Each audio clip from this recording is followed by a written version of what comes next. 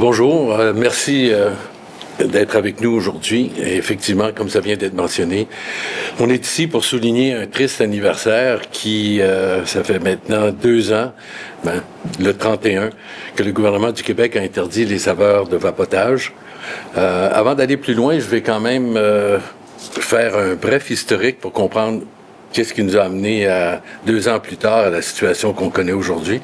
Ça a commencé effectivement le 25 novembre avec l'ex-ministre Daniel McCann, ministre de la Santé, qui a demandé à la santé publique de proposer de nouvelles règles en matière de vapotage. Le résultat, un rapport fait d'ailleurs sans aucune consultation de l'industrie ou des gens de l'extérieur du réseau de la santé. Et déjà, la toute première recommandation, c'était d'interdire les saveurs. Le 19 avril 2023, le gouvernement a publié son projet de règlement dans la Gazette officielle. On va interdire les arômes autres que le tabac, en plus d'imposer certaines caractéristiques techniques qu'on pourra expliquer plus tard. Donc, quelques mois après, le 31 octobre, exactement il y a presque 2 ans, toujours sans consultation, l'interdiction des saveurs entre en vigueur. Le Québec devenait la première grande province canadienne à bannir les saveurs et depuis, rien n'a changé. On est encore la seule à l'avoir fait. À titre d'exemple, l'Ontario continue de permettre la vente des saveurs en boutiques spécialisées et en ligne. Ici, le règlement a été adopté sans regarder ce qui se passait juste à côté. Premier constat, dès que la mesure a été appliquée, les reportages, les journalistes ont montré à quel point cette interdiction n'était pas respectée. On a participé à beaucoup de ces entrevues-là et on s'est rendu compte que les vapoteries n'étaient pas contrôlées. En fait, les enquêtes depuis le temps, dont certaines nous on a fait aussi, ont révélé que la grande majorité des 400 vapoteries au Québec contournent la règle en vendant des liquides sans saveur avec des mini-bouteilles. Je vais vous montrer les mini-bouteilles avec mon assistant. Ça me fait plaisir. Donc, vous voyez différentes saveurs ici, là. Alors, pour faire le point, évidemment, ça, c'est le liquide lui-même et les saveurs différentes ici. D'ailleurs, des saveurs complètement dirigées vers les jeunes, comme la gomme ballon. Et c'est là qu'on introduit ça. C'est vendu, on l'a acheté il n'y a pas plus longtemps il y a une demi-heure, juste ici, dans une vapoterie. Alors, techniquement, c'est ça qui est illégal. C'est de vendre des saveurs avec de la nicotine, le liquide lui-même. Non. Alors, en mars 2024, le ministre Christian Dubé a déclaré qu'il n'entendait pas tolérer les rehausseurs de saveurs comme celle-là et qu'il se fiait sur les inspections en cours pour rectifier le tir. En plus, en juillet 2024, le Québec, pour compliquer la chose, a doublé les taxes sur le vapotage qui, tout d'un coup, est devenu un cadeau pour les contrebandiers. À titre d'exemple, ça se vend 20 ou moins à la contrebande. Avec les taxes, c'est 50 et plus. Vous voyez que le marché va disparaître. Alors, le 29 octobre, aujourd'hui, où est-ce qu'on en est rendu? Est-ce que la pratique a cessé? Est-ce que le vapotage a diminué chez les jeunes? Est-ce que les saveurs ont disparu du marché? Évidemment, la réponse est non. C'est même pire. C'est un fiasco, mais surtout un fiasco pour les dépanneurs, entre autres. Ce qu'on a vu disparaître, ce sont les ventes légales des dépanneurs, qui, eux, sont respectueux des lois. On parle de 103 millions de ventes perdues par année, donc 206 millions en 2 ans. Ce qu'on voit, c'est 86 000 clients qui venaient avant dans nos dépanneurs chaque semaine et qui, là, ne viennent plus parce qu'ils ont trouvé d'autres façons de se procurer le produit, ce qui réduit le marché chez nous d'à peu près 9 millions de visites. C'est énorme, mes collègues pourront commenter là-dessus. Alors, pour quel résultat? Absolument rien. Rien pour réduire l'accès aux produits, mais beaucoup pour encourager la contrebande et mettre nos jeunes en contact avec elle. Et récemment, il y a après quelques semaines, les données les plus récentes de l'Institut national de santé publique du Québec présentaient que chez les jeunes de 18 à 24 ans, le vapotage avait augmenté de 15 à 18 % en 9 mois seulement. Pour ce qui est des saveurs interdites, leur utilisation explose littéralement de 67% l'an dernier à 80% dès le début de l'année. C'est pas nous, c'est l'INSPQ. Avec ces règlements-là, on n'accomplit rien.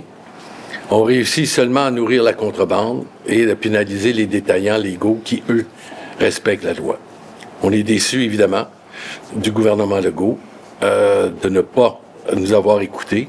On lui propose à ce moment-là qu'il y a des solutions.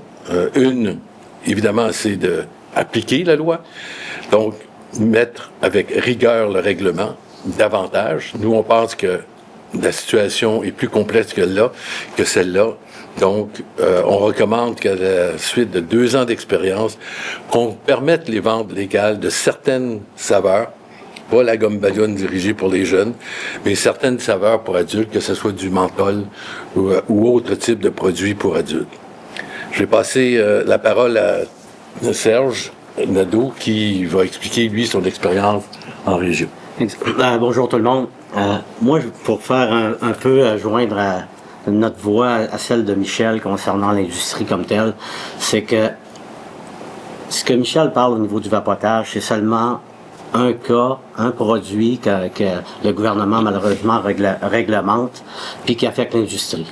On a la chance chez nous de desservir 800 dépanneurs indépendants à travers le Québec. Donc, on parle ici de 800 PME qui sont opérés par souvent des familles comme telles qui ont entre 10 et 20 employés chacun.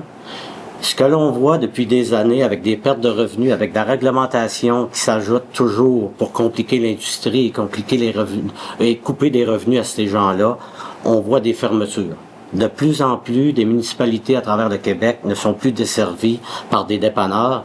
Juste en Gaspésie, dans les 2 dernières années, il a fermé 17 dépanneurs et au Saguenay-Lac-Saint-Jean, on parle de 6 fermetures dans la dernière année.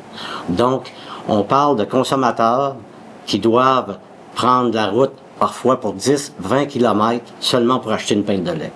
Donc, c'est tout ce genre de réglementation-là, celle-ci entourant le vapotage, qui prive ces opérateurs-là, ces petites PME-là de revenus. Et en plus, comme Michel l'a mentionné, il le faisait dans la légalité et s'assurer de suivre toute la réglementation que le gouvernement met en place. Pour vous en dire plus, je passe la parole à Mathieu, qui a d'autres exemples à vous donner. Merci Serge, merci Michel, bonjour tout le monde. 2 ans après l'interdiction des ventes de saveurs de vapotage au Québec, on est maintenant en mesure d'en mesurer les réels effets. Comme Michel l'a mentionné, malgré cette interdiction, la vente des saveurs interdites a augmenté. Autrement dit, la consommation, elle n'a pas disparu. C'est les habitudes d'achat des consommateurs qui se sont simplement déplacées ailleurs, vers les canaux de vente informels et non contrôlés. Dans le marché, au travers de notre réseau de détaillants, de près de 500 détaillants, particulièrement situés en région, ce qu'on voit, nous autres, ce qu'on observe, nous autres, de notre côté, c'est une baisse d'achalandage significative chez nos détaillants. On parle de PME qui sont principalement situés en région. Et par ricochet, un impact négatif sur d'autres catégories de produits dans nos dépanneurs. Ce qui a des impacts aussi sur des fournisseurs, des producteurs de marchandises locales.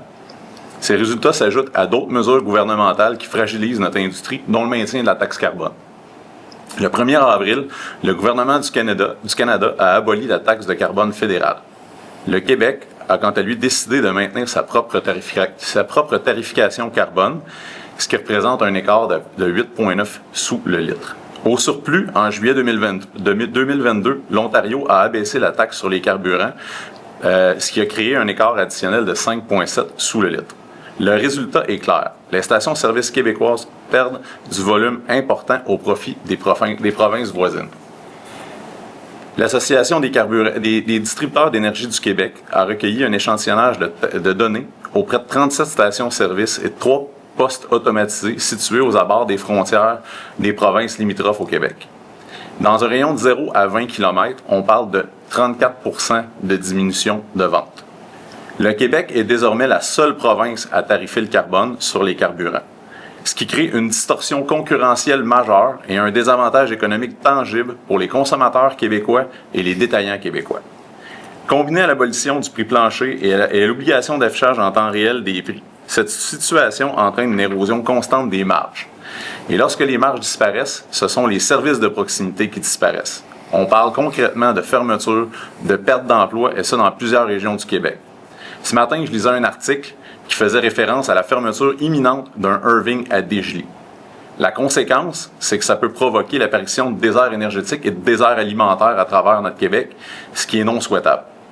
Nous ne sommes pas ici pour confronter le gouvernement, nous sommes ici pour collaborer afin de trouver des solutions équitables qui protègent à la fois le pouvoir d'achat des citoyens, la vitalité économique des régions et la pérennité d'un service essentiel dans le quotidien des Québécois. Je vais passer la parole à Marc. Merci. Merci Mathieu, merci messieurs. Comme vous pouvez voir, il y a beaucoup de nouvelles réglementations qui ont frappé l'industrie dans les dernières années. Donc nous, l'industrie, nous sommes unis, mais nous partageons aussi pleinement les objectifs de santé publique du gouvernement et nous respectons la loi du vapotage. Depuis de nombreuses années, nous avons mis en œuvre des mesures strictes pour empêcher la vente aux mineurs, notamment la formation continue de nos employés et des vérifications d'âge systématiques. Nous sommes des experts en la matière et le gouvernement le reconnaît et nous fait confiance dans la vente de nombreux produits d'âge restreint comme le tabac, l'alcool et la loterie. Ceci dit, nous constatons une baisse significative des ventes légales et un déplacement vers le marché illégal. Seulement pour Couche-Tard, avec cette loi sur le vapotage, c'est 38% de nos ventes légales qu'on a vu disparaître et se diriger vers le marché de l'illégal. Cette réalité, comme Mathieu le disait, met en péril la vitalité de plusieurs commerces de proximité, particulièrement en région, tout en réduisant les revenus légaux de l'État. Mathieu faisait référence au magasin de Desjolies, qui est un Irving, c'est aussi un Couche-Tard. Et effectivement, ce magasin-là devra fermer et 34 de nos collègues perdront leur emploi sous peu. Nous ne demandons pas un recul de la réglementation, mais une approche mesurée et pragmatique, renforcer la lutte à l'illégal ou à l'illicite, mesurer les impacts réels et ajuster les politiques sur la base des faits. L'industrie est prête à collaborer activement avec les autorités pour assurer que les règles en place atteignent leurs objectifs de manière efficace, durable et équitable pour la santé publique. Merci beaucoup. Merci, on va passer à la période des questions. Puis je commencerai en vous demandant, si vous ne demandez pas un recul, bon, vous venez de nous le dire un peu, mais qu'est-ce que vous demandez exactement? Est-ce que c'est quand même de permettre à nouveau la vente de ces produits-là dans les dépanneurs, mais là, je pense que vous me parliez des saveurs, là, oui. Justement, pas permettre des saveurs comme la gomme ballon, là, mais qu'est-ce que vous demandez exactement au gouvernement? Bien, ce qu'il faut comprendre aussi au départ, c'est que à l'origine, ces produits-là, les fumeurs qui voulaient fumer autre chose que des cigarettes venaient dans nos magasins. C'était normal pour eux de se déplacer chez nous. Mais là, tout d'un coup, on ne peut pas leur offrir ce qu'ils veulent. Parce qu'ils ont découvert des goûts, etc. Ça a été le premier point. Le deuxième, c'est les jeunes ont commencé à avoir accès par l'Internet et d'autres sources. Et là, ça s'est diversifié à un point que toutes les saveurs sont là. Ce qu'on dit au gouvernement, on est d'accord avec vous. D'ailleurs, juste, je dois souligner, là, notre taux de conformité à toutes les inspections qui sont faites, on en a beaucoup plus que ceux qui sont faits dans les vapoteries, et de 95% en moyenne par année. Alors, on se comporte bien pour contrôler. On dit au gouvernement, on est capable de contrôler, on fait beaucoup de ventes sur vos produits, comme le riz, etc. Faites-nous confiance, rapportez au moins certaines saveurs considérées pour adultes, mettons.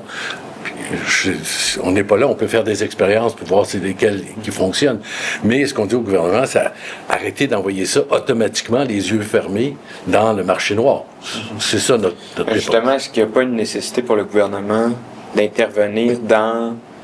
Je sais que ça ne vous touche pas directement, mais d'intervenir dans les vapoteries qui sont, si je comprends bien, font des activités qui sont illicites, ou en tout cas...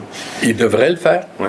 Je ne sais pas si vous avez remarqué, mais ma première recommandation, c'est avec rigueur, comme j'ai dit, pour le faire. Il y a eu 2 ans pour le faire.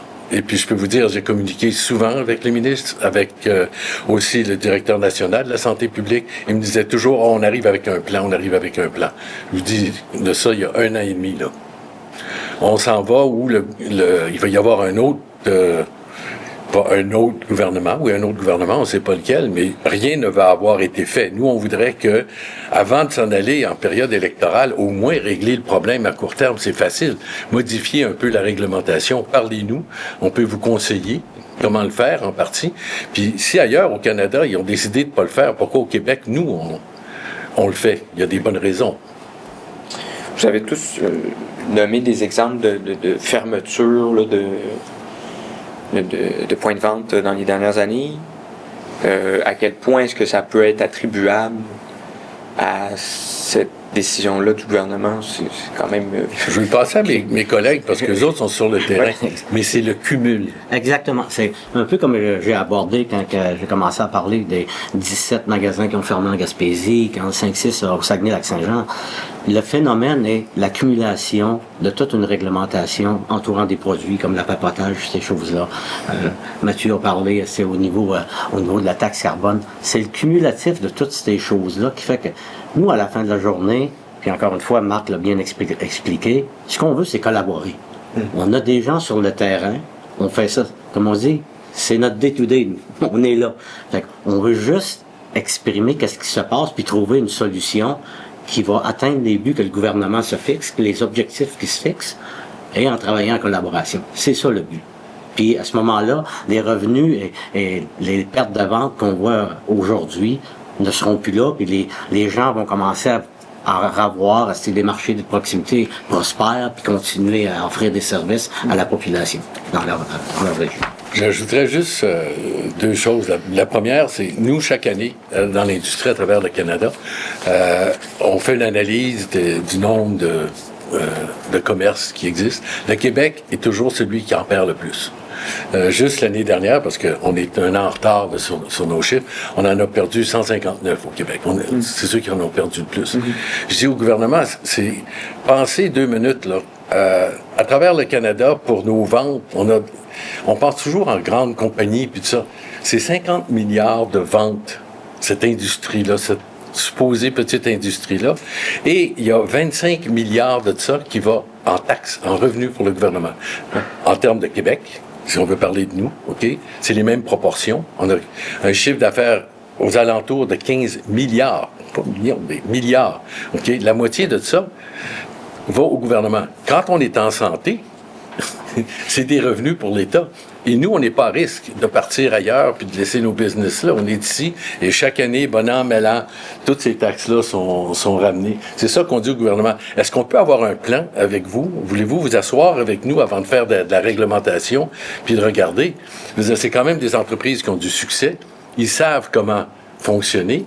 Je pense que leurs recommandations, leurs avis, avant qu'un gouvernement qui n'a pas pris avis sur personne, OK, avance dans des directions. Et n'oubliez pas, ils ont causé exactement l'inverse de ce qu'ils devaient régler. Les jeunes vapotent plus, OK, puis il y en a plus qui se vendent comme de saveur. Alors, c'est pour ça que je dis que c'est un fiasco. Là. C'est exactement l'inverse de ce qui était prévu. Excuse-moi, mais un point pas négligé aussi, c'est la sécurité entourant les produits. On sait tous que la journée que le gouvernement le contrôle et qu'il y a une réglementation avec des gens comme nous, des gens responsables qui vont contrôler la vente de ça, le produit a été inspecté. Le produit, il y a une couverture qui s'est faite pour s'assurer au niveau de la santé des Québécois. La journée que ça passe sur le marché illégal, sur le marché noir, il n'y a plus où ça. On ne sait plus ce que les jeunes vont consommer, on ne sait plus rien. C'est une autre chose que je pense qu'il faut porter attention à tout ça aussi. Je finirais peut-être là-dessus, là, parce que M. Robillard, vous avez abordé la question de la taxe carbone, ou en tout cas. Oui. Je comprends l'impact que ça a sur vos industries, le maintien de la tarification carbone actuelle, mais qu'est-ce que vous demandez exactement? Est-ce que vous demandez carrément l'abolition du marché du carbone? Bien, quand on regarde ce qui s'est fait au Canada en tant que tel, on demande effectivement au gouvernement de réviser sa position parce que ça crée un écart pour le consommateur québécois, puis ça crée une distorsion aussi au niveau des prix des stations-service qui sont à proximité des frontières. Il y a des écarts qui sont importants, qui font en sorte qu'il y a une migration de la clientèle vers les autres provinces, ou simplement un assouplissement. Il y a des rabais frontaliers qui sont appliqués justement pour créer ces écarts-là, qui n'ont pas été revus depuis plusieurs années. Donc, c'est la deuxième demande en tant que telle que je pense que le gouvernement a intérêt à regarder. Puis encore une fois, à travailler avec l'industrie, à collaborer avec nous pour essayer de trouver des solutions. Merci. Je pense pas qu'on a d'autres questions. Donc, c'est ce qui met fin à cette conférence de presse. Merci. Merci. Merci.